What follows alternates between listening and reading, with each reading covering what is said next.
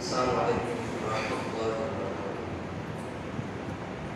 الحمد لله رب العالمين والعاقبة للمتقين والصلاة والسلام على نبينا محمد وآله وصحبه أجمعين. أما بعد فإن أصدق الحديث كتاب الله وأحسن الهدي هدي محمد صلى الله عليه وسلم وشر الأمور محدثاتها وكل محدثة بدعة وكل بدعة ضلالة وكل ضلالة في النار. فقد قال الله تعالى في القرآن العظيم والفرقان المجيد فأعوذ بالله من الشيطان الرجيم. يا أيها الناس اتقوا ربكم الذي خلقكم من نفس واحدة وخلق منها زوجها وبث منهما رجالا كثيرا ونساء واتقوا الله الذي تساءلون به والأرحام إن الله كان عليكم رقيبا. يا أيها الذين آمنوا اتقوا الله حق تقاته ولا تموتن إلا وأنتم مسلمون. يا أيها الذين آمنوا اتقوا الله وقولوا قولا سديدا يصلح لكم أعمالكم ويغفر لكم ذنوبكم ومن يطع الله ورسوله فقد فاز فوزا عظيما. ربي اشرح لي صدري ويسر لي أمري واحلل عقدة من لساني يفقهوا قولي.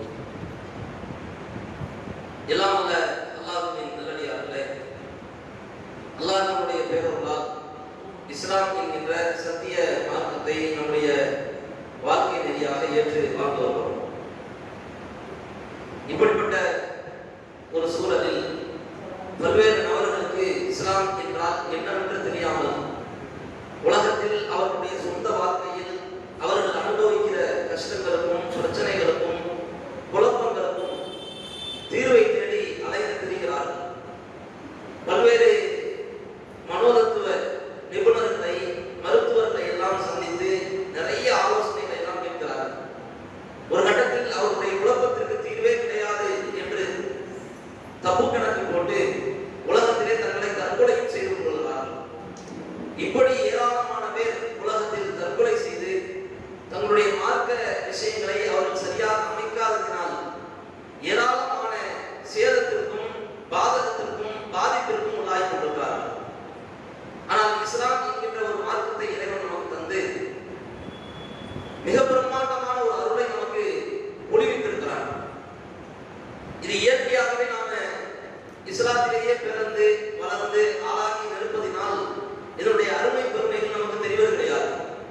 ஆனால் சில சூழல்களை எல்லாம் கடந்து செல்லும் பொழுது சில பேர் இஸ்லாத்தை நோக்கி வந்து அவருடைய கருத்துக்களை தெரிவிக்கும் பொழுது கண்ணீர் சிந்தக்கூடிய தருணத்தை எல்லாம் அனுபவிக்கும் பொழுது இப்படியெல்லாம் இஸ்லாத்திற்கு வருவதற்கு கஷ்டப்படுகிறார்களே என்று அப்பொழுது நாம இந்த இஸ்லாத்தினுடைய அருமை பெருமைகளை தெரிய முடிகிறது. சமீபத்தில் நிறைய நடிகர்கள், பெரிய பிரபலங்கள், சினிமா ஆக்டர்ஸ் போன்றவர்கள் எல்லாம் இஸ்லாத்தை நோக்கி வருகிறார்கள். பெரிய மேடை பேச்சாளர்கள் கூட இஸ்லாத்தை நோக்கி வருகிறார்கள். பெண்களாக இருந்து கொண்டவர்கள் கூட, பெரிய அளவுக்கு பிரபல்யமானவர்கள் கூட பல்லாயிரக்கணக்கான பல லட்சக்கணக்கான பார்வையாளர்களை தங்களுடைய முகநூலுக்கு, தங்களுடைய யூடியூப் பக்கத்திற்கு ரசிகர்களாக ஆக்கியவர்கள் கூட ஒரு கட்டத்தில் அந்த ஈகோவை எல்லாம் உடைத்து நான் தான் பெரியவன் என்பதை எல்லாம் தகர்த்து எறிந்து இஸ்லாத்தை தன்னுடைய வாழ்க்கை ரீதியாக ஏற்பதை எல்லாம் நாம் பார்த்து வருகிறோம். நீங்கள் நன்றாக நாம அவர்களை வாட்ச் பண்ணா தெரியும். நல்ல அவர்களை உற்று நோக்கி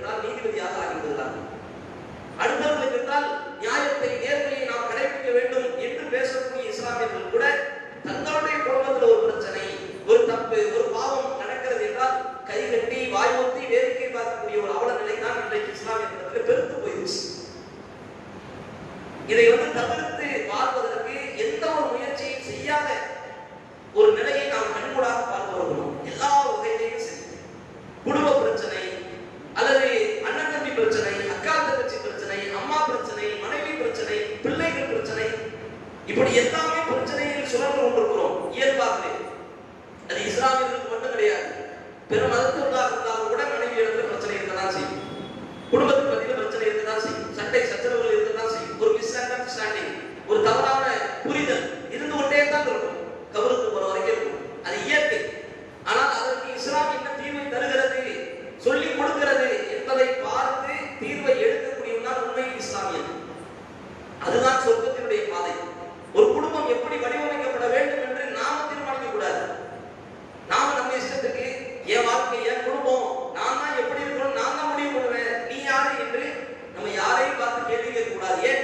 அவரிடத்துல இஸ்லாம் அவர்கள் சொல்லி நமக்கு கற்றுத்தந்தார்கள். இஸ்லாத்தின் அடிப்படையில் தான் குடும்பத்தை வழிநடத்த வேண்டும். நாம மனோ இச்சையாக சில முடிவுகளை எடுப்போம், சில தீர்வுகள் இதுதான் கரெக்ட் என்று பேசுவோம். ஆனால் மார்க்கம் ஒரு தீர்வை சொல்லும். இப்ப கல்யாணம் இருக்கிறது, திருமணம் நடக்கிறது என்றால் என் குடும்பத்தின் திருமணத்தை நான் தான் தீர்மானிப்பேன் என்று இஷ்டத்திற்கு வரதட்சணை வாங்கக்கூடிய நிலையை நாம் கையில் எடுக்கக்கூடாது. ஏன்? அது மார்க்கம் கிடையாது. ஊர் முழுக்க சாப்பாடு பட்டு பெரிய அளவுக்கு ஆடம்பரத்தை காட்டி பண திமிரை, இருமாப்பை, பெருமையை, கர்வத்தை கொட்டி நிற்கிற ஒரு களமாக திருமண சபையை ஆக்கக்கூடாது. ஏன்? அது மார்க்கம் கிடையாது. அப்ப ஏன் வீட்டு திருமணம் நான் தான் முடிவு பண்ணுவேன் என்பதை போன்று இது மாதிரியான குடும்ப விவகாரங்கள்ல முடிவெடுக்கக்கூடிய தகுதியை, அந்த உரிமையை இஸ்லாமிய மார்க்கம் எந்த ஒரு குடும்பத்தினருக்கும் கொடுக்கவில்லை. நாம் ஒன்றும் பெரும் மதத்தவர்கள் கிடையாது, இஸ்லாத்துக்கு அப்பாற்பட்டவர்கள் கிடையாது. மை லைஃப் மை ரூல்ஸ், என் வாழ்க்கை நான் தான் எடுக்கிறது தான் என்னுடைய வாழ்க்கையில நிபந்தனை, நான் சொல்றதுதான் சட்டம் என்பதை போன்று பிற மதத்தவர்கள் சொல்லலாம். ஏன்? அவர்களுக்கு மார்க்கம் என்றால் என்னன்னு தெரியாது. ஆனால் இஸ்லாமியர்களாக இருந்து கொண்டு நாம் அப்படிப்பட்ட முடிவை எடுக்கக்கூடாது. இதற்கெல்லாம் அடிப்படை காரணம் என்ன தெரியுமா? பொறுப்புணர்ந்து செயல்படாத காரணத்தால். நமக்கு ஒரு பிள்ளை இருக்கிறான், அது பற்றிய கேள்வி நமக்கு இருக்கிறது. நமக்கு ஒரு தாய் தந்தையர்கள் இருக்கிறார்கள், அது பற்றிய கேள்வி நமக்கு இருக்கிறது. நமக்கு அண்ணன் தம்பி அக்கா தங்கச்சி இருக்கிறார்கள் என்றால் நமக்கு அது பற்றிய கேள்வி இருக்கிறது. ரசூலுல்லாஹி ஸல்லல்லாஹு அலைஹி வஸல்லம் அவர்கள் சொன்னார்கள், குல்லுக்கும் ராயின், உங்களில் ஒவ்வொருவரும் பொறுப்புதாரிகள், ஒக்குல்லுக்கும் மஸ்ஊலன் அன் ரஅய்யத்திஹி, அந்த பொறுப்பை பற்றி கண்டிப்பாக நீங்கள் மறுமை நாளில் விசாரிக்கப்பட்டே தீர்வீர்கள், யாரும் தப்பிக்க முடியாது என்று மறைமுகமாக ரசூலுல்லாஹ் சொன்னாங்க. இப்ப அந்த பொறுப்புணர்ந்து செயல்படக்கூடிய குடும்பஸ்தர்களாக நாம் இருக்கிறோமா? நம்ம குடும்பத்தை அப்படி ரன் பண்றோமா? பெற்ற பிள்ளை இடத்திலே உண்மையிலேயே பொறுப்போடு நாம் செயல்படுகிறோமா? ஏன் அந்த பொறுப்புணர்வு வரது கிடையாது தெரியுமா? நமக்கு அது மாதிரியான ஒரு அலட்சிய போக்கு, உதாசீன போக்கு, மேம்பு அப்படியே மேலோங்கி போவதற்கு காரணம் பல மக்களை நாம உரசி பார்க்கிறது கிடையாது. நமக்கு பொருளாதாரத்துல சீரழிவு வந்துருச்சுன்னா, அழிவு வந்துருச்சுன்னா, எதிர்த்து வீட்டுக்காரன், பக்கத்து வீட்டுக்காரன் எல்லாத்தையும் கம்பேர் பண்ணுவோம். அவன்லாம் நல்லா இருக்கிறானே, இவன்லாம் நல்லா இருக்கிறானே, எனக்கு மட்டும் ஏன் பிரச்சனை வருது, எனக்கு மட்டும் ஏன் சச்சரவு வருது என்று ஆர்வப்படுவோம், அழுவோம், புலம்புவோம், கையேந்தி பிரார்த்தனை செய்வோம், கண்ணீர் விட்டு அழுவோம். இப்படி கெட்ட விஷயத்துக்கு கம்பேர் பண்ணக்கூடிய நாம என்றைக்காவது நல்ல விஷயத்துக்கு கம்பேர் பண்ணிருக்கிறோமா? அல்லாஹ் பல பேருக்கு இதே ஊர்ல பல தம்பதியினர்களுக்கு 10 வருடம் 20 வருடம் ஆகியும் குழந்தை பேர் இல்லை, குழந்தை பாக்கியம் கிடையாது. அவர்கிட்ட போய் கேட்டு பாருங்க, எவ்வளவு கதறுவார், எவ்வளவு அழுவார். பாய், நான் ஏறாத போகாத ஹாஸ்பிட்டல் கிடையாது, சந்திக்காத மருத்துவர்கள் கிடையாது, நான் சாப்பிடாத மருந்து கிடையாது, இருந்தாலும் எனக்கு குழந்தை கிடையாது, குழந்தை தங்க மாட்டேங்குது, பாய் துவா செய்யுங்க என்று அழுவார். அவர்களுக்கு தெரியும் அந்த குழந்தை இல்லாவிட்டால், குழந்தை இல்லாத காரணத்தால் எவ்வளவு சங்கடங்களை, மன நெருக்கடிகளை, சோதனைகளை அனுதினமும் சந்தித்துக் கொண்டிருக்கிறார் என்பது அவருக்கு தெரியும். பிள்ளையை வைத்திருக்கிற நமக்கு தெரியாது. பிள்ளையை பெற்று ஆளாக்கி வளர்த்து டெய்லி அவர்களுக்கு சாப்பாடை கொடுத்து, உடையை கொடுத்து, உறைவிடத்தை கொடுத்து, அன்பை பொழிந்து அரவணைப்பு செய்கிற நமக்கு அந்த அருமை பெருமை தெரியாது. பிள்ளை இல்லாதவர்களை போய் கேளுங்கள், அந்த அருமை தெரியும். ஒண்ணு இல்ல, சாதாரணமா இந்த விகிதாச்சாரம், இந்த வேறுபாடு, இந்த கம்பேரிசன், இது தெளிவா ஒரு விஷயத்தை நம்ம புரிந்து கொள்ளலாம். ட்ரெயின் இருக்குது, ஒரு ட்ரெயின் இங்க இருந்து சென்னை போறவங்கள அதுல பலவிதமான காசுக்கு தகுந்த மாதிரியான செப்பரேட் வசதிகள் இருக்கும். நீங்க நல்லா பாத்தீங்கன்னா ஃபர்ஸ்ட் கிளாஸ்ல போறக்கூடிய இடங்கள்ல அது மாதிரியான அந்த பெட்டிகள்ல நீங்க பாத்தீங்கன்னா ஒரு பெட்டிக்கு ஒரு குறிப்பிட்ட ஒரு 10 பேர் 20 பேர் தான் இருப்பாங்க, அதிகபட்சம் 30 பேர் இருப்பாங்க. Second class, third class, 3 tier, 2 tier அப்படின்ற மாதிரி நிறைய ஏசி கம்பார்ட்மெண்ட்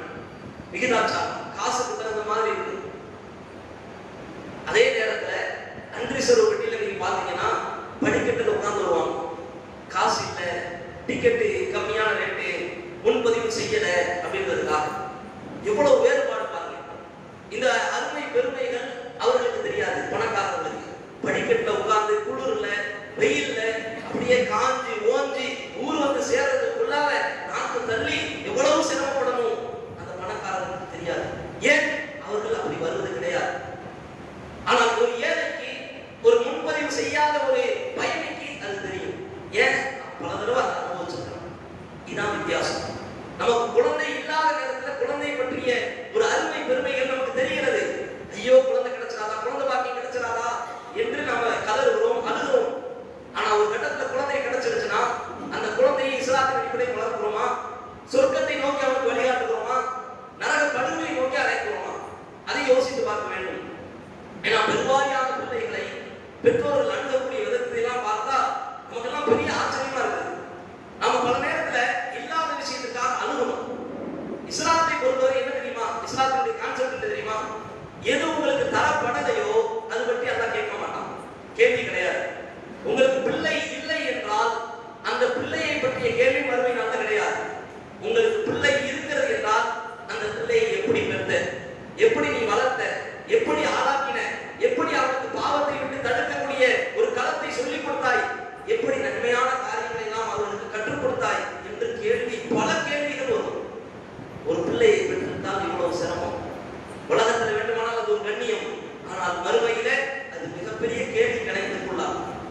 சப்போஸ் ஒருவேளை நீங்க அவர்களை பாவத்தை விட்டு தடுக்காமல், தீமையை விட்டு தடுக்காமல் ஏனோ தானோ என்று வளர்த்து விட்டீர்கள் என்றால் அல்லாஹ் மறுமையில உங்க பிள்ளைய வச்சே உங்களுடைய முகத்திலே கேட்பான். உங்க பிள்ளை உங்களுக்கு எதிராக மறுமையில வந்து சாட்சி சொல்வான். யா அல்லாஹ், நான் இன்னென்ன பாவத்தை செய்தேன், இன்னென்ன தவறுகளை செய்தேன், பெற்றெடுத்த பெற்றோர்கள் கையெட்டி வேடிக்கை பார்த்தார்கள், வாய் மூடி அமைதி காத்தார்கள், என்னை தவறை விட்டு தடுக்கவில்லை யா அல்லாஹ், என்னை பாவத்தை விட்டு தடுக்கவில்லை யா அல்லாஹ் என்று நீங்கள் பெற்றெடுத்த பிள்ளை மறுமை நாளில் உங்களுக்கு எதிராக சாட்சி சொல்லும். எப்பொழுது? பாவத்தை விட்டு நீங்கள் தடுக்காமல், மார்க்கத்தின் அடிப்படையில் நீங்கள் அவர்களை உருவாக்காமல் விட்டுவிட்டீர்கள் என்றால் உதாரித்தனமாக அவன் செயல்படுவான். பாவத்தின் பக்கம், வழிகட்டின் பக்கம் அவன் இழுத்துச் செல்லப்படுவான். கடைசி நாளில் கேள்வி கணைகள் அவனை நோக்கி பாயும் பொழுது இறைவன் அப்படியே நம்மை நோக்கியும் கேள்வி கேட்பான். இப்படித்தான் மறுமையினுடைய விசாரணை. நம்ம கண்ணு இல்லை அப்படின்னு நம்ம கவலைப்படுவோம். ஆனால் கண்ணை வைத்து எதை பார்த்தாய், எப்படி பார்த்தாய், எந்த நோக்கத்தில் பார்த்தாய் என்ற கேள்விகள் எல்லாம் கண் இல்லாதவர்களுக்கு கிடையாது. பேச்சு வரமாட்டேங்குது என்றால் அந்த பேச்சை எப்படி நீ பயன்படுத்தினாய், யாரை நோகடித்தாய், யாரை துன்புறுத்தினாய் என்ற கேள்வி கிடையாது. எதுவெல்லாம் நமக்கு தரப்பட்டுருச்சோ அது பற்றி கேள்வி இருக்கு. செல்வம் தரப்பட்டுருச்சா, அந்த செல்வத்தை நீ எப்படி சம்பாதிச்ச, எப்படி நீ செலவழிச்ச, யாருக்கு கொடுத்த, சக்காத்து கொடுத்தியா, தர்மம் கொடுத்தியா, ஏழைக்கு காசு கொடுத்தியா, சாப்பாடு வாங்கி கொடுத்தியா, ட்ரெஸ் வாங்கி கொடுத்தியா, அதெல்லாம் கேட்போம். உடம்பு உங்களுக்கு சரியில்லாம போகுது, உடல் உறுப்புகள் சீராக இல்லை என்றால் அது பற்றி உங்களுக்கு கேள்வி இருக்கும். உடல் உறுப்புகள் நல்லாக இருக்குதுன்னா, நல்ல ஒரு நிலையில இருக்குதுன்னா அது பற்றி உங்களுக்கு கேள்விகள் இருக்கும். நல்ல இல்லாதது கிடையாது. இப்படி இஸ்லாமிய மார்க்கம் என்ன செய்து நமக்கு ஒரு எச்சரிக்கையை ஊட்டுகிறது. குடும்பஸ்தர்களாக இருக்கக்கூடியவர்கள் சுவனம் தான் நம்முடைய இலக்கு என்று தீர்மானித்திருக்கிறோம். இன்னைக்கு முஸ்லிம் பாய்மார்களை நீங்க எடுத்தீங்கன்னா தாடி வளர்த்திருப்பாங்க, தொப்பி போட்டிருப்பாங்க, வெள்ளை ஆடை அணிஞ்சிருப்பாங்க. நான் ஒரு இஸ்லாமியன் என்று இஸ்லாமிய பேர்களை எல்லாம் சூட்டிக் கொள்வார்கள். ஆனால் தொழுகை அவருடைய வாழ்க்கையில் இருக்காது, இறை அச்சம் அவருடைய வாழ்க்கையில் இருக்காது, ஒழுக்கம் மிகுந்த வாழ்க்கை அவருடைய வாழ்க்கையில நம்ம பார்க்க முடியாது. நேர்மையாக, நியாயமாக, அசத்தியத்திற்கு வக்காலத்து வாங்காமல் சத்தியத்தோடு பயணிக்கக்கூடிய ஒரு வாழ்க்கை முறை அவர்களிடத்தில் பார்க்க முடியாது என்றால் இது எல்லாமே இறைவனுடைய பார்வையில வேஷமாகத்தான் பார்க்கப்படும். வைத்திருக்கிற தாடி, போட்டிருக்கிற வெள்ளை ஆடை, வைத்திருக்கிற பெயர் எல்லாமே வேஷம். ஏன் ரத்தை வேடம் போல என்று அல்லாஹ் கேட்பான்.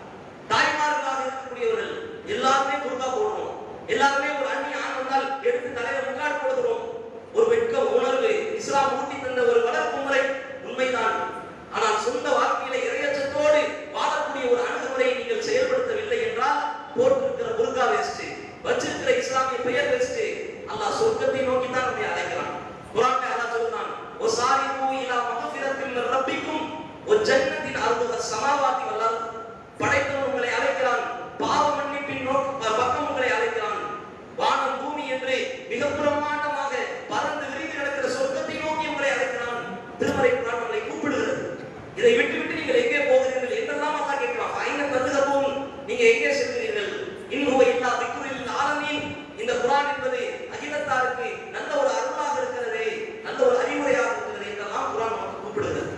அவர் சொர்க்கம் தான் நம்முடைய இலக்கு என்று இலக்கை தீர்மானித்து, லட்சியத்தை தீர்மானித்து, பாதையை தீர்மானித்து விட்டு அதற்கு நேர் மாறாக நாம் செல்கிறோம் என்றால் நாம் யார்?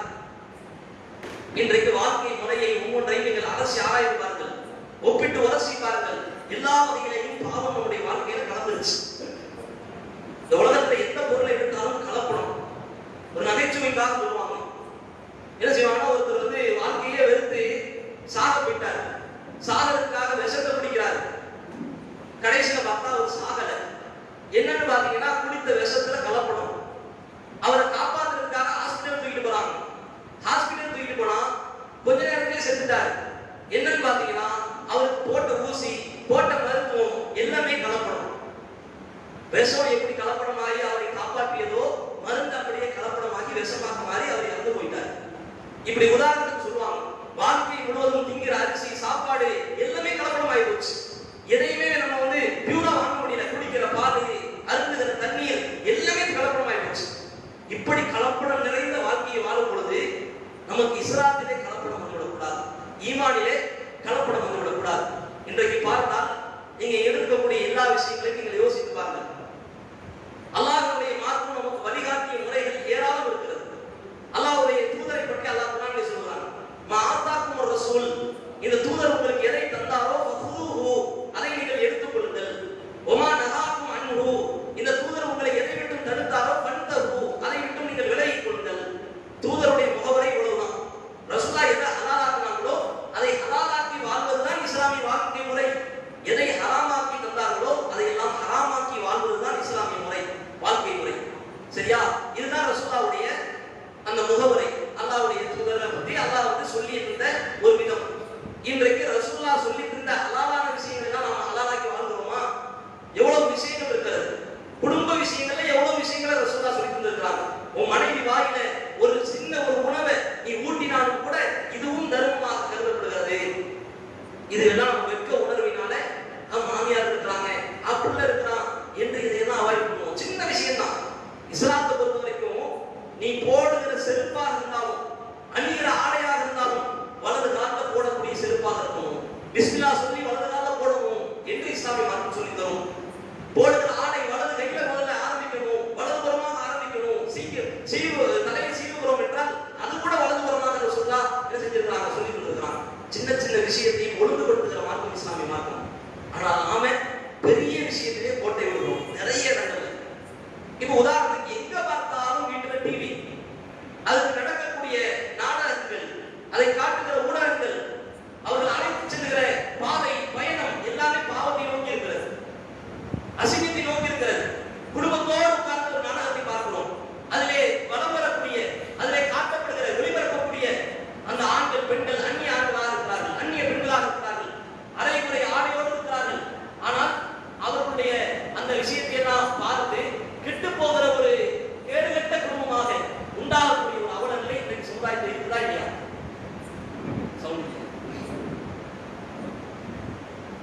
இது எப்படிப்பட்ட ஒரு நிலை என்பதை யோசித்து பாருங்க. நல்ல பொருள் தான். ஒரு கத்தியை வச்சு ஆப்பிளே வெட்டலாம், ஒரு ஆளை வெட்டலாம். ஆப்பிளை வெட்டுறது ஹலாலு, ஆளை வெட்டுறது ஹராமு. அப்படிதான் இஸ்லாம் நமக்கு சொல்லித் தருகிறது. இஷ்டத்துக்கு கத்தி இருக்குது, நான் எல்லாத்தையும் குத்தி கொள்ளுவேன் என்றால் இது ஹராமான வாழ்க்கை முறை.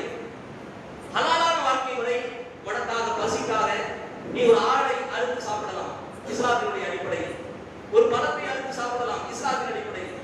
அப்ப இந்த டிவியை பயன்படுத்தக்கூடிய விதம், மொபைலை பயன்படுத்தக்கூடிய விதம், குடும்பத்தினர்கள் மத்தியில ஆண்கள், பெண்கள், குடும்பஸ்தர்கள், பெற்றோர்கள், கணவன், மனைவி இவங்க எல்லாம் இந்த விஷயத்தை எவ்வளவு அலட்சியம் போட்டிருக்கிறது. இது சொர்க்க பாதை நமக்கு தேர்ந்தெடுத்து தருமா அல்லது நரக பாதைக்கு நம்மை வழிவகுக்குமா? யோசித்து பாருங்க. எவ்வளவு விஷயங்கள். பாட்டை ஹலாலாக்கி விட்டார்கள் பல பேர். பாட்டு எங்க பார்த்தாலும் இசை, கச்சேரிகள். ஒரு இஸ்லாமிய ஊர் என்று நம்ம பேர் எடுத்திருக்கோம். மேலப்பாளையம் இஸ்லாமியர்கள் நிறைந்த ஊர். ஆனா உள்ள வந்ததுக்கு அப்புறம் தான் தெரியுது பேருக்கு இஸ்லாமியர்கள், வாழ்க்கையில எதுவுமே கிடையாது. ஒரு தெருவுக்குள்ள நடந்தா எல்லா பக்கம் பாட்டு, இசை, கச்சேரி, கூத்து கும்மாளங்கள், கூத்தாடிகளுடைய அவருடைய பேனர்கள், போஸ்டர்கள் எல்லாமே இருக்குது. ஆனா பேருக்கு நாங்க முஸ்லிம். இது சொர்க்க பாதையா? இது சுவனத்தினுடைய பாதைக்கு வழிவகுக்குமா? இதை தடுக்கக்கூடிய இடத்துல இருக்கக்கூடிய முதல் ஆள் யார்? பெற்றோர்கள், குடும்பஸ்தர்கள். அல்லாஹ் ரப்பல் ஆலமீன் ரசூலுல்லாஹ்வை இந்த சமூக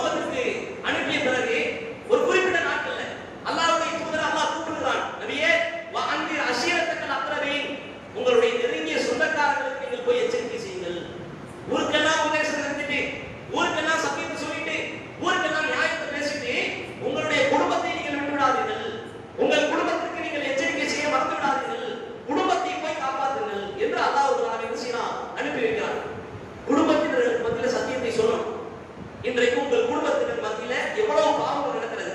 கணவன் தப்பு செய்யும் பொழுது அது தவறு என்று சொல்லி காட்டுகிற, அதை விட்டு தடுத்து வாழ வேண்டும் என்று போதிக்கிற மனைவிமார்கள் எத்தனை பேர்? அவன் சும்மா தத்துவோம், அது செய்யாதீங்க, அதுக்குள்ள பேசணும் என்று பேசுவோம். இது மார்க்க போதனை கிடையாது, அது உங்களுடைய மனோயிச்சை போதனை.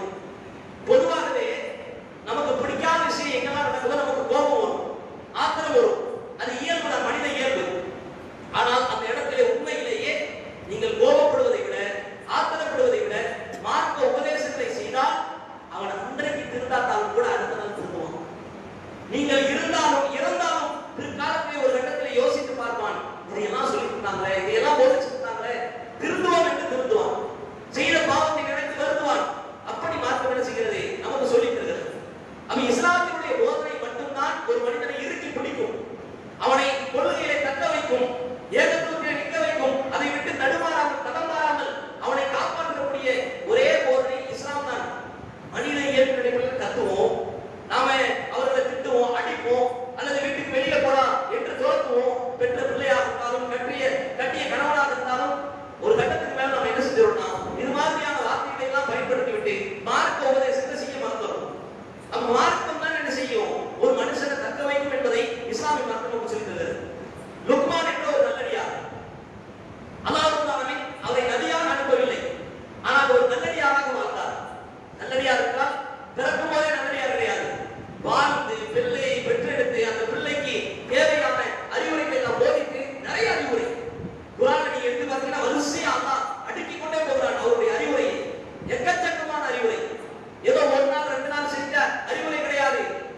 காலம் முழுக்க தன்னோடு தன் பிள்ளை இருக்கும் காலம் எல்லாம் அவர் செய்த காரணத்தால தான் அல்லாஹ் குர்ஆன்ல சும்மா சொல்லுவான். அல்லாஹ் சும்மா ஒரு நாள் ரெண்டு நாள் பேசுறதுக்காக அறிவுரை சொல்றதுக்காக குர்ஆன்ல அப்படின்னா அல்லாஹ் என்ன செய்ய மாட்டான், அவசரத்தை இறக்க மாட்டான். ஒரு நாள் சொல்றதுதான் அவர் கடைசி வரைக்கும் சொல்லியிருக்கிறார். அதெல்லாம் காட்டக்கூடிய செய்தி, அதுல வரக்கூடிய அறிவுரைகளை நீங்கள் பாருங்கள். எக்கச்சக்கமான அறிவுரை, ஏகப்பட்ட அறிவுரை. பெருமையோடு நடக்காத, கர்வத்தோடு நடக்காத, நீ ஆணவத்தோடு நடக்காத, மக்களுடைய முகத்தை விட்டு உன்னுடைய முகத்தை திருப்பாத, மக்களுக்கு மத்தியில் இருக்கும் பொழுது கத்தி பேசாத, அவர்களுடைய குரலை மிஞ்சிய குரலை மாற்றிவிடாத, நன்மை ஏவு, தீமையை தடை, தொழுகையை பேணு, சக்காத்தை கொடு, நோன்பை நோக்குங்கள் என்றெல்லாம் அந்த நல்லடியார் செய்த அறிவுரையை போதனையை அல்லாஹ் குர்ஆனில் நமக்கு சொல்லி தருகிறார். ஒரு தந்தைனா ஒரு தகப்பன்னா உண்மையை இப்படி இருக்கணும். ஏன்னா எனக்கு பிடிக்காத செய்யாத, என்ன அப்படி பண்ணாத இப்படி பண்ணாத என்று நம்முடைய மனோயிச்சையின் அடிப்படையில் பிள்ளைகளை வளர்க்கும் பொழுது அவன் குறிப்பிட்ட காலம் தான் அவன் நிற்பான்.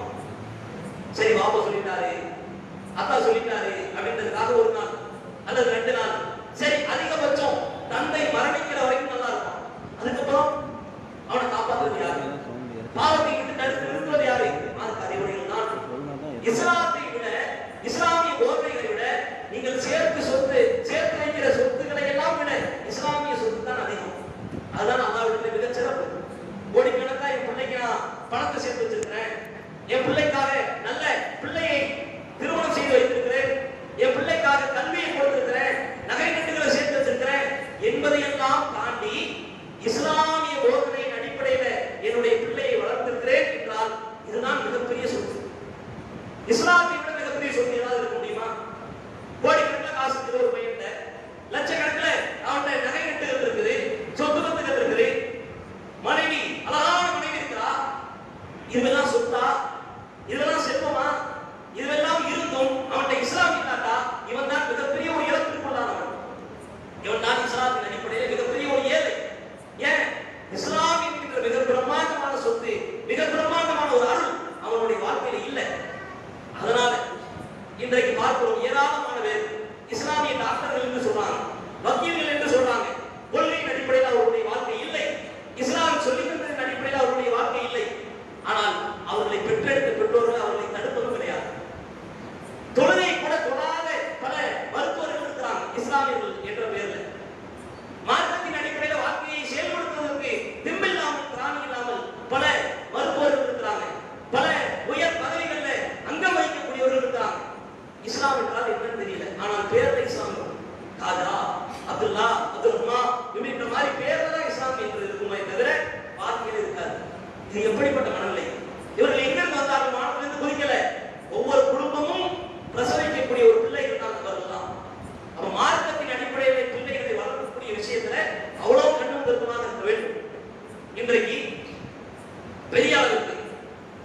பார்க்க வழக்கங்கள் நிறைய இடங்கள்ல தலைவிரித்து ஆடுகிறது. குறிப்பாக முஸ்லிம்கள் எங்கெல்லாம் அதிகமாக வாழ்றாங்களோ அந்த பகுதியை நோக்கி இந்த பாவம் படையெடுத்து வருகிறது. டார்கெட் பண்ணி சூழ்ச்சிகளால் இங்க திணிக்கப்படுகிறது இந்த பாவம். அது பீடி சிகரெட்டாக இருந்தாலும், கஞ்சாவாக இருந்தாலும், மது சாராயமாக இருந்தாலும் பெரிய அளவுக்கு இஸ்லாமியர்களிடத்தில் கொஞ்சம் கொஞ்சமாக வளர்ந்து வருகிறது. மைண்ட் ரிலாக்ஸ் ஆகணும், மனசு கஷ்டமா இருக்குது இப்படின்ற ஒரு அல்லு சில்லறையான காரணத்தை எல்லாம் காரணம் காட்டி இது மாதிரியான பாவத்துக்கு வக்காலத்து வாங்கக்கூடிய வகைராக்கள் இன்றைக்கும் முஸ்லிம்கள்ல பல பேர் உண்டாயிட்டாங்க. மேலப்பாளையத்தை எடுத்துக்கோங்க, எங்க பார்த்தாலும் பீடி தொழில், எந்த வீட்டை பார்த்தாலும் பீடி தொழில். இது ஹலாலா ஹராமா? இது மார்க்கம் அனுமதித்த காரியமா? எந்த பொருளை நாம சட்டத்தை தெளிவாக தெரிந்து கொள்ள வேண்டும். எந்த பொருளை இஸ்லாம் ஹராம் என்று சொல்லிவிட்டதோ அதை பயன்படுத்துவதும் ஹராம், அதை வியாபாரம் செய்வதும் ஹராம், அந்த தொழிலை செய்வதும் ஹராம். பீடி சிகரெட் நம்முடைய வீட்டு பிள்ளைகள் நம்முடைய கண்ணு முன்னாடி குடிக்கும் என்றால், அதை பயன்படுத்தும் என்றால் தடுத்து நிறுத்தக்கூடிய பெற்றோர்கள், உள்ளத்திலே வெறுக்கக்கூடிய பெற்றோர்கள், அதை பாவம் என்று அறிந்து வைத்திருக்கிற பெற்றோர்கள் அதை உண்டாக்கி மற்ற பிள்ளைகள் அதை பருகுவதற்கு, அதை பயன்படுத்துவதற்கு உதவி செய்கிறோம் என்றால் நாம் யார்? அப்ப நமக்கு வந்தா ரத்தம், மற்றவங்களுக்கு வந்தா வேற மாதிரி நம்ம நினைச்சிருக்கோம். அப்படிதானே? இது ஹலாலான வாழ்க்கை முறை கிடையாது. நீங்க கோடிக்கணக்கா வீடு சுத்தி நீங்க சேர்த்து வச்ச காசா இருந்தாலும் அல்லாஹ்விடத்துல அது கேள்விக்கு உள்ளாகும், கேள்வி கணைகளுக்கு ஆளா போகும். எந்த வகையில நீ ஹலாலா சம்பாதிக்காம ஹராமா நீ எப்படி சம்பாதிக்கலாம்? உனக்கு அனுமதி கொடுத்தவன் யார்? உனக்கு அனுமதி கொடுத்தவன் யார்? தூதரா? ரசூலா சொன்னாங்களா என்று அல்லாஹ் கேட்பான். குர்ஆன்ல ஒரு வசனம் இருக்குது. அல்லாஹ் குர்ஆன்ல சொல்றான், வலா துல்கு பி ஐனிக்கும் இல ததுலுகா, உங்கள் கரங்களை நீங்கள் நாசத்தின் பக்கம் போடாதீர்கள். பீடி சிகரெட் இருக்கிறது, இதை பயன்படுத்துறதுனால உடலுக்கு எவ்வளவு கேடு. எத்தனை பேர் இன்றைக்கும் நுரையீரல்ல பாதிப்பு ஏற்பட்டு ஹாஸ்பிட்டல்ல படுத்த படுக்கையா கிடக்கிறாங்க. லட்சக்கணக்கான காசு செலவழிக்கப்படுகிறது.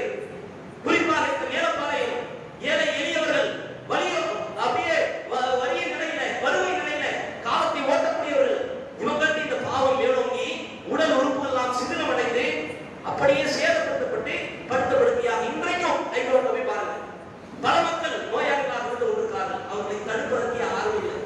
பாவம் செய்யும் போது உடல் உறுப்புகள் அவ்வளவு அலட்சியமா? ரசூலுல்லாஹி வைத்து அல்லாஹ் சொல்லுகிறான்.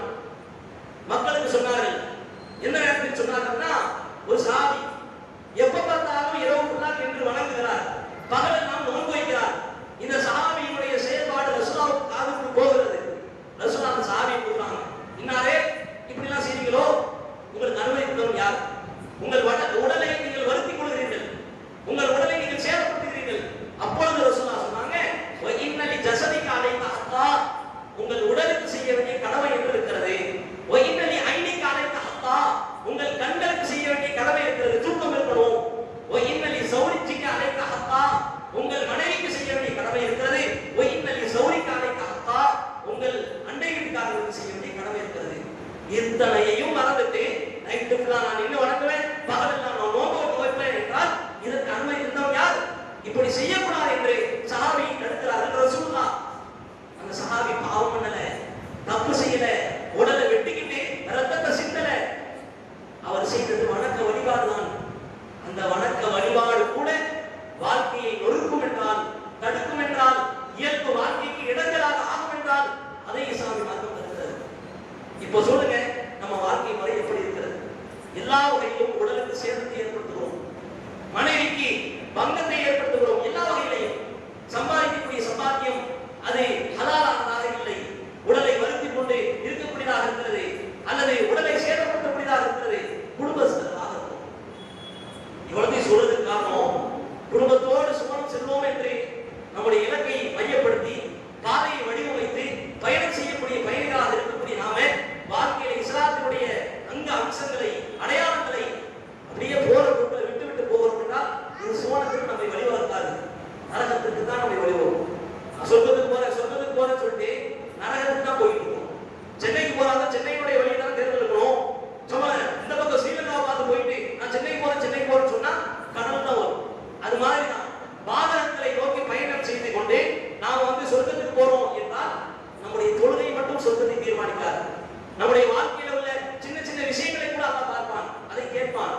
எல்லா விஷயம் சேர்த்து தான் சுவனத்தை தீர்மானிக்கும். குர்ஆன் அல்லாஹ் சொல்றான், அம் ஹஸிபத்தும் அன் ததுகுலுல் ஜன்னah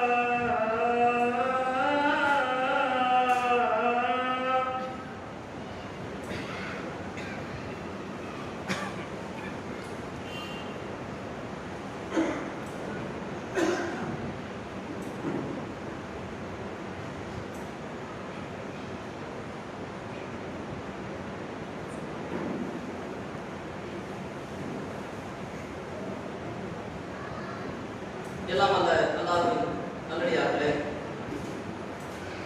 சோழத்திற்கு போக வேண்டும் என்றால் அதற்கு கடுமையான உழைப்பு நம்மிடத்தில் இருக்க வேண்டும் என்று அல்லாஹ் எதிர்பார்க்கிறான். அதிலே ஒரு வசனத்திலே இறைவன் பேசுகிறான், அம் ஹஸிபத்தும் அன் ததுகுலுல் ஜன்னா, நீங்கள் இலகுவாக சுவனத்தை அடைந்து விடலாம் என்று நினைத்துக் கொண்டிருக்கிறீர்களா? வலம்மா யததிகும் மஸலுல்லதீன கலவு மின் கபலிக்கும், உங்களுக்கு முன்னாடி வாழ்ந்த எத்தனையோ மக்கள், எத்தனையோ கூட்டம் கடுமையாக சோதிக்கப்பட்டு சோதனைக்குள்ளாகித்தான் சோனம் என்ற சுப செய்தியை பெற்றார்கள். அது மாதிரி கஷ்டப்படாமல் சிரமப்படாமல் சோனத்திற்கு போய்விடலாம் என்று நினைத்துக் கொண்டிருக்கிறீர்களா என்று அல்லாஹ் கேட்கிறார். மஸ்ஸத்துஹுல் பத்ஸா, அந்த முன்னாடி வாழ்ந்த மக்களுக்கு வறுமை ஏற்பட்டது, அவர்களுக்கு தீங்கு ஏற்பட்டது, ஒரு சுல்சிலு, அவர்கள் கடுமையாக ஆட்டுவிக்கப்பட்டார்கள், அலைக்கழிக்கப்பட்டார்கள். ஹத்தா யகூல ரசூல் வல்லதீன ஆமனு மஅஹு, அந்த தூதரோடு இருந்தவர்களும் அந்த ஈமான் கொண்ட அந்த மக்களும் மத்தா நஸ்ருல்லாஹ், அல்லாஹ்வுடைய உதவி எப்பொழுது வரும் என்று அவர்களுடைய உள்ளத்திலே ஏக்கங்கள் அதிகமாக ஆகிற அளவிற்கு அவர்கள் கஷ்டப்படுத்தப்பட்டார்கள். இப்படி நீங்கள் சிரமப்படாமல் கஷ்டப்படாமல் சோனத்தை அடைந்து விடலாம் என்று நினைத்துக் கொண்டிருக்கிறீர்களா என்று அல்லாஹ் கேட்கிறான். அப்ப சோனத்திற்கு போக வேண்டும் என்றால் சுகமான உலக வாழ்க்கையை அனுபவித்தால் சோனம் என்ற சுப செய்தி நமக்கு கிடைக்காது. இன்னைக்கு பெருவாரியான ஆட்கள் பல பேரை பார்க்கிறோம், ஒயிட் காலர்ஸாக, எந்த ஒரு உழைப்பும் இல்லாமல், எந்த ஒரு இஸ்லாத்தை சொல்வதனால் நெருக்கடிகளுக்கு மாறாமல், கொள்கையை எடுத்து இயங்குகிற காரணத்தால், எடுத்து பேசுகிற காரணத்தால், எந்த ஒரு அடக்குமுறைகளுக்கும் அடிதடிகளுக்கும் வெட்டுக்குத்துக்களுக்கும் உள்ளாகாமல் நான் ஈஸியாக சோனத்துக்கு போக வேண்டும் என்பதற்காக காலத்திற்கு ஏற்ப, சூழ்நிலைக்கு ஏற்ப, ஆட்களுக்கு தகுந்த மாதிரி கொள்கையை, சத்திய கொள்கையை வளைந்து நெளித்து அப்படியே சுமித்துக் கொண்டு போகக்கூடிய அவர்களை பார்க்கிறோம்.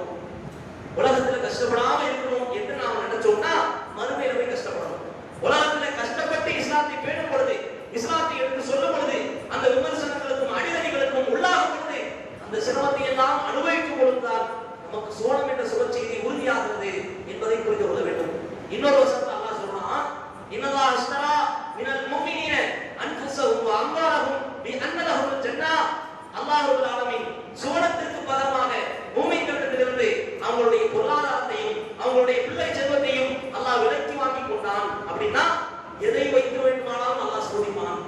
அந்த சோதனைகளுக்கு உள்ளாகாமல் சுவனத்திற்கு போக முடியாது என்பதை அல்லாஹ் ரப்பல் ஆலமீன் தெள்ளத் தெளிவாக நமக்கு சொல்லித் தருகிறான். குடும்பத்தை இயக்குவோம் என்றால் இதில் மார்க்கத்தை நிலைநாட்டுவது கஷ்டம்தான். அப்படியே மார்க்கத்துக்கு மாற்றமாக செல்லும் பொழுது அதையெல்லாம் தடுத்து அறிவுரைகளை பகிர்ந்தளித்து அல்லாஹ்வுடைய தூதருடைய நபியுடைய நிலைநாட்டுவதற்கு பாடுபட வேண்டிய கட்டாய சூழலில் நாம் அமர்ந்திருக்கிறோம். ஆனால் இதையெல்லாம் நாம சொல்லும் பொழுது யாரும் தப்பா நினைச்சுவாங்களோ, யாரும் தவறா நினைச்சுவாங்களோ, யாரும் திட்டிடுவாங்களோ, யாரும் நம்மளை வெட்டி விட்டுருவாங்களோ என்பதை போன்று அந்த உலக பயத்திற்கு நாம் உள்ளாகிவிட்டால் மார்க்கத்தை நிலைநாட்ட முடியாத ஒன்று, மறுமையில சோனம் நமக்கு கிடைக்காது. இரண்டு, எது முக்கியம் என்பதை நாம் தான் தீர்மானிக்க வேண்டும். அல்லாஹ் இந்த மார்க்கத்தை இயற்கையான ஃபித்ரத்துல்லாஹ், இயற்கையான மார்க்கமாக அமைச்சு தந்திருக்கிறான். இதற்காக நாம் பாடுபடும் பொழுது ஏராளமான நல்லறங்கள் நமக்கு வரும். பிரிந்து போன உறவுகள் கூட நமக்கு மீண்டும் அல்லாஹ் தருவேன் என்று குர்ஆனில் சொல்லுகிறான். அல்லாஹ் தன்னுடைய திருமறையில சொல்லும் பொழுது நன்மையும் தீமையும் சமமாகாது. வலா தஸ்தவில் ஹஸனத்து வல ஸய்யிஆ, நன்மை நன்மைதான், தீமை தீமைதான், ரெண்டும் சமமாகாது. இதுஃபா பில்லதி ஹிய அஹ்ஸன், எது நல்லதோ எது நன்மையோ அதை வைத்து நீங்கள் சமுதாயத்தை, உங்களுடைய குடும்பத்தை, உங்களுடைய பிள்ளைகளை, உங்களுடைய கணவன்மார்களை, உங்களுடைய மனைவிமார்களை திருத்தும் பொழுது, அவர்களுக்கு மார்க்க உபதேசங்களை செய்யும் பொழுது, நீங்கள் விட்டு சென்ற உறவுகள் கூட, வேண்டாம் என்று முறிந்து போன உறவுகள், புரிந்து போன உறவுகள் கூட உங்களுக்கு நண்பர்களாக, இணக்கமாக, நெருக்கமாக மாறிவிடுவார்கள். அல்லாஹ் சொல்லித் தருகிற ஒரு வாக்குறுதி. நாம நினைக்கிறோம் அதை சொன்னா உறவு பிரிஞ்சிடும், குடும்பம் பிரிஞ்சிடும், சண்டை சச்சரவுகள் வந்துடும் என்று பயந்து பயந்து மார்க்கத்தை நாம மறைக்கிறோம்.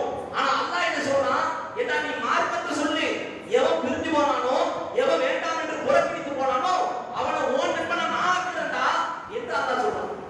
அப்ப இதுதான் வழிமுறை. இன்னொரு வசனத்திலே இறைவன் சொல்றான், அல்லாஹ் ரப்பல் ஆலமீன் சொல்றான், இன்னல்லாஹ லா யுகையிரு மா பிக்கும் ஹத்தா யுகையிரு மா பி அன்ஃபுஸிஹிம். ஒரு சமுதாயம் தன்னைத்தானே நல்வழியின் அடிப்படையிலே, நேர்வழியின் அடிப்படையிலே அவர்கள் தங்களை தாங்களே சீர்படுத்திக் கொள்ளாத வரைக்கும் அல்லாஹ் அந்த சமூகத்திற்கு மாற்றத்தை தரமாட்டான் என்று குர்ஆனில் ஒரு வசனம் இருக்கிறது. இதுவெல்லாம் காட்டக்கூடிய செய்தி என்ன தெரியுமா? நாம இஸ்லாத்தை சொல்வதற்கு, குடும்பத்தை சொர்க்கத்தை நோக்கி அழைத்துச் செல்வதற்கு இஸ்லாம் மட்டும்தான் ஆயுதம். இதை விட்டால் உலகத்தில் எந்த ஆயுதமும் கிடையாது. உங்களுக்கு தெரியுமா, இந்தியாவில் கிட்டத்தட்ட 28 மாநிலங்கள் இருக்கிறது. 28 மாநிலங்கள், ஸ்டேட்ஸ். அந்த 28 மாநிலத்துல ஒவ்வொரு வருஷமுமே எந்த கல்வியை நோக்கி நம்முடைய பிள்ளைகளை அனுப்புகிறோமோ, திணிக்கிறோமோ, கட்டாயப்படுத்துகிறோமோ, அந்த கல்வியில, எஜுகேஷன்ல இந்திய லெவல்ல, இந்திய அளவுல ஒரு மாநிலம் தான் தொடர்ச்சியாக முதலிடம் பெறுகிறது. எந்த மாநிலம் தெரியுமா? சொல்லுங்க. கேரள மாநிலம்.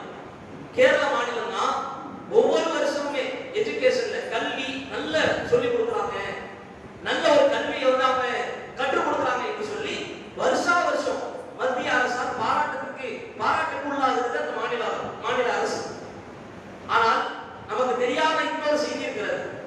எந்த கேரள மாநிலம் கல்வியில முதலிடம் பெறுகிறதோ அதே கேரள மாநிலம் தான் ஒவ்வொரு வருஷமும் விபச்சாரம் என்ற அசிங்கமான, ஆபாசமான, அருவருக்கத்தக்க, கேடுகட்ட பாவத்திலேயும் ஃபர்ஸ்ட் வருது. இது நமக்கு காட்டக்கூடிய செய்தி தெரியுமா? நீங்க உலகத்துல எவ்வளவு பெரிய டாக்டராக, எம்பிபிஎஸ் ஆக, வக்கீலாக, போலீஸாக, பெரும் பெரும் பதவிகள்ல முதலிடம் வகிக்கக்கூடிய, அங்கம் வகிக்கக்கூடிய ஆட்களாக உங்கள் பிள்ளைகளை ஆக்கினாலும் மார்க்கத்தை அவர்கள் சொல்லிக் கொடுக்க மாட்டார்கள்.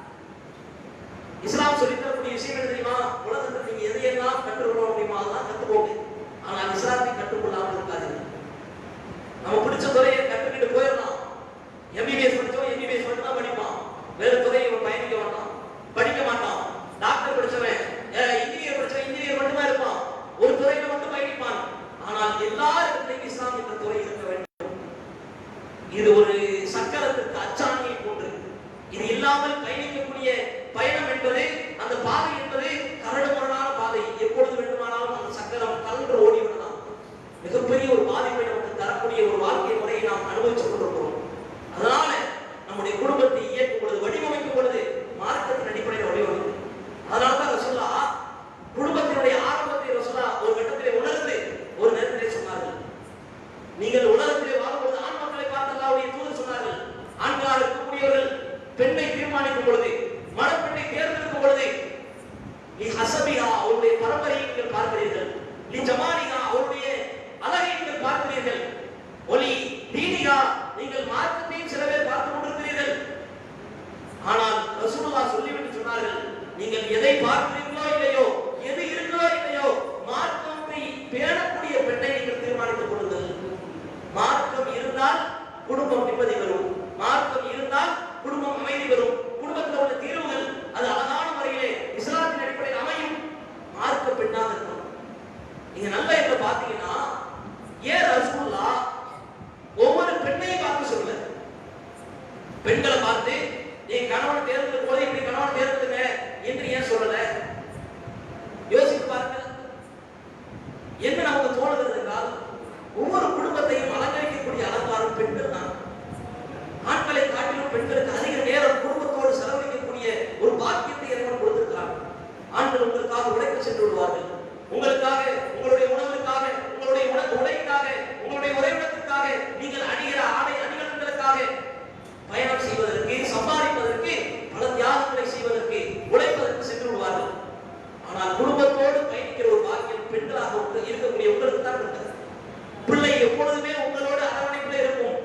அவன் சாப்பாடுனா உங்ககிட்ட தான் வருவான், அவன் தண்ணினா உங்ககிட்ட தான் வருவான், ட்ரெஸ் போடனா உங்ககிட்ட தான் வருவான். அப்படிப்பட்ட ஒரு இயல்பு வாழ்க்கையை இஸ்லாம் வடிவமைத்து தந்து, நீங்கள் பெண்ணை தீர்மானிக்கும் பொழுது மார்க்க பெண்ணாக நீங்கள் தீர்மானித்துக் கொள்ளுங்கள், மார்க்க பெண்ணை தேர்ந்தெடுத்துக் கொள்ளுங்கள் என்று ரசூலுல்லாஹ் சொல்றாங்கன்னா, அதுக்கு காரணம் என்ன?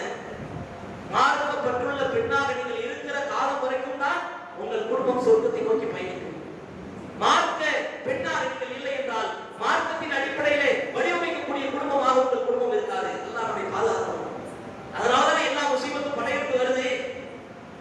ரசூலுல்லாஹ் வீட்டை விட்டு சைத்தான விட்டு வீட்டுல இருந்து ஓதி ஒரு சூறாவை ஓதி வீட்டை விட்டு சைத்தானை விரட்டுவதற்கு வழிவகை செய்தார்கள்.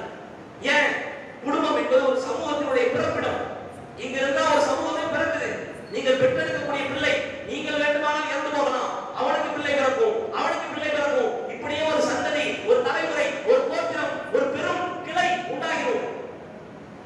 நீங்கள் உங்கள் பிள்ளைக்கு மார்க்கத்தை சொல்லிக் கொடுத்தால் ஒரு சமூகத்திற்கே மார்க்கத்தை சொல்லிக் கொடுத்ததற்கு சமம். அதனாலதான் ரசூலுல்லாஹ் சொன்னாங்க, இறந்து போன ஒரு அடியானுக்கு பின்தொடரக்கூடிய அமல்கள்ல மிக முக்கியத்துவம் வாய்ந்த ஒரு அமல் நல்ல பிள்ளை, சாலிஹான பிள்ளை. வலதும் சாலிஹுன் என்று ரசூலுல்லாஹ் சொன்னாங்க. வலது என்று சொல்லல, வெறும் பிள்ளை என்று சொல்லல, சாலிஹான பிள்ளையை பெற்றெடுத்து வளர்க்கக்கூடிய பெற்றோர்களாக நீங்கள் இருந்தீர்கள், அவர்கள் செய்யக்கூடிய பிரார்த்தனை உங்களுக்காக ஏற்றுக் கொள்ளப்படும். சாதாரண பிள்ளையாக இருக்கலாம், சாலிஹான பிள்ளையாக இருக்கலாம். இது ரசூலுல்லாஹ் சொல்றதுக்கு காரணம் என்ன? சாலிஹான பிள்ளையை விட்டு வைப்பது என்பது மிகப்பெரிய சொத்து. எனக்காக ஊர்ல பெரிய சிலை இருக்குது, பெரிய மணிமண்டபம் இருக்குது, என் பேரை சொல்ற மாதிரி பிரம்மாண்டமான பங்களா இருக்குது, இது உங்களை காப்பாத்தாது. சாலிஹான பிள்ளையை நீங்கள் விட்டு சென்றால் அவன் பிரார்த்தனை செய்கிற காலமெல்லாம் உங்களுக்கு அது பலனளிச்சு கொண்டே இருக்கும். இது நிரந்தர நன்மையை பெற்றுத்தரக்கூடிய காரியத்தில் ரசூலுல்லாஹ் சொன்னாங்க, பெற்ற பிள்ளையை சாலிஹாக வளர்ப்பதால் உங்களுக்கு அல்லாஹ் ஒரு ஆணை கொடுக்கக்கூடிய சிறப்பு. மறுமை நாள்ல இந்த பொறுப்புணர்ந்து செயல்படக்கூடிய மக்களை எல்லாம் அல்லாஹ் ஒரு அழைப்பான விசாரணையின் பொழுது மிக பிரம்மாண்டமான ஒரு கடுமை, ஒரு கொடூர தன்மை, அல்லாஹ்வுடைய கோபத்திற்கு ஆளாகக்கூடிய ஆட்களிடத்தில் இருக்கும். மிகப்பெரிய தண்டனைக்கு உள்ளாகுவார்கள்.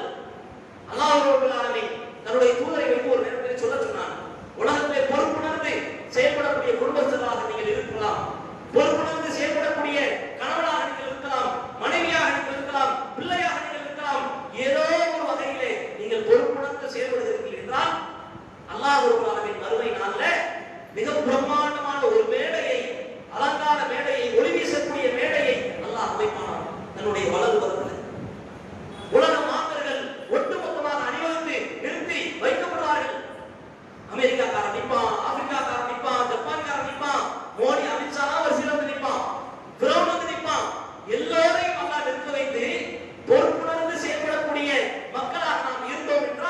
அந்த மேடையிலே உங்களை தூக்கி கொண்டு வந்து உட்கார வைப்பானாம். ரசூலுல்லாஹ் சொல்றார்கள், ஒளி வீசக்கூடிய பிரம்மாண்ட மேடை, நமக்கென்று ஒரு கண்ணியம் அந்த இடத்திலே தரப்படுகிறது என்றால் அந்த பொறுப்புணர்ந்து செயல்படக்கூடிய மக்களுக்கு மட்டும்தான்.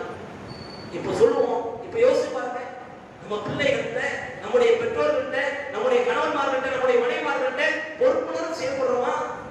தொழாமல் தூக்கும் பொழுது எழுப்பி விட்டு தொழப்படா என்று அனுப்பி வைக்கிறோமா? பாவத்தை செய்யும் பொழுது, பாவமான காரியங்களை ஈடுபடும் பொழுது, பாட்டுகளுக்கு, படங்களுக்கு, கூத்து கும்மாளங்களுக்கு முக்கியத்துவம் கொடுக்கும் பொழுது, அது பெற்ற பிள்ளையாக இருந்தாலும் தடுத்து நிறுத்தக்கூடிய தகப்பன்மார்களாக, தாய்மார்களாக இருக்கிறோமா? யோசித்து பாருங்க. குர்ஆன் சொல்லுகிற இன்னொரு தந்தையினுடைய செயல்பாட்டை பாருங்க. நூஹ் அலைஹிஸ்ஸலாம் அவர்கள் உலகத்தில் கிட்டத்தட்ட 950 வருடம் வாழ்ந்துகளித்த ஒரு வாந்திய தூதர், அல்லாஹ்வுடைய நேரடி அருள்படைகளுக்கு உள்ளான ஒரு தூதர், அல்லாஹ்வுடைய நேரடி அத்தாட்சிகளை எல்லாம் கண்ணால் கண்ட ஒரு தூதர். அந்த தூதர் தன்னுடைய மகனுக்கு ஏராளமான அறிவுரைகளை வாழ்கிற காலத்திலே சொல்லிக் கொண்டே இருந்தார். தன்னுடைய பிள்ளைக்கு மட்டுமல்ல, தன்னுடைய சமூகத்துக்கும் சேர்த்துட்டார்.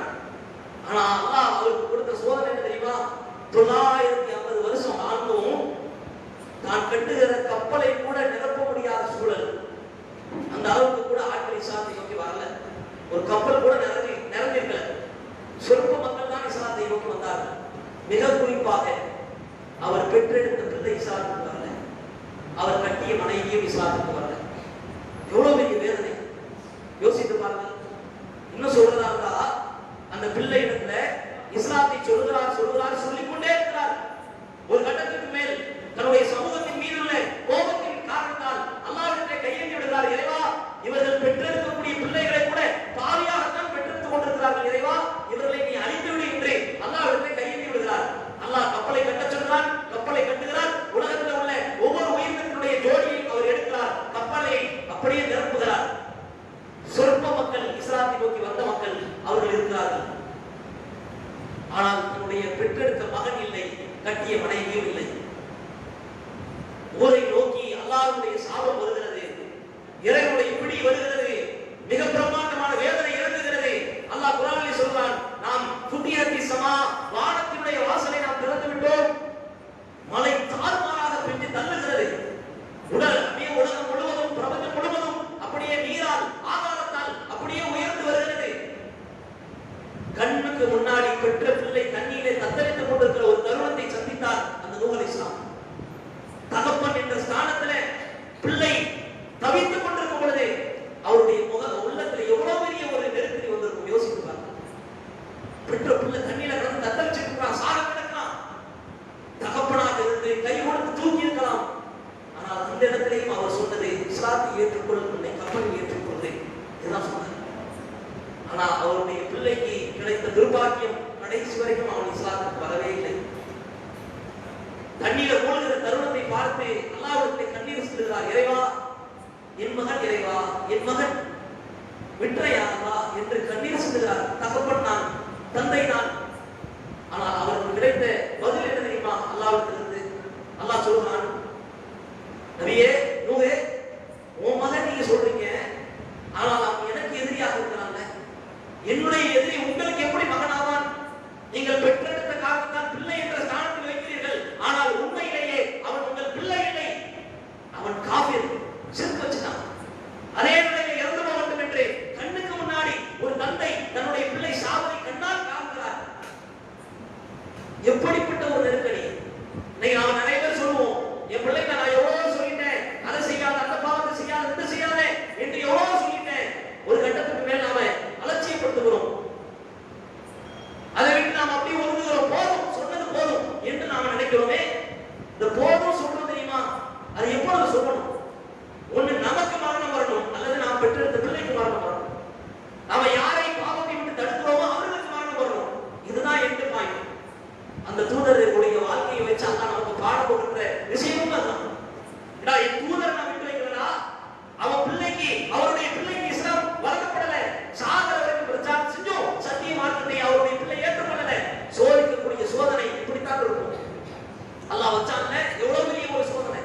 அந்த தூதருக்கு பார்க்காம 950 வருஷம் உலகத்துல பிரச்சாரம் செய்ய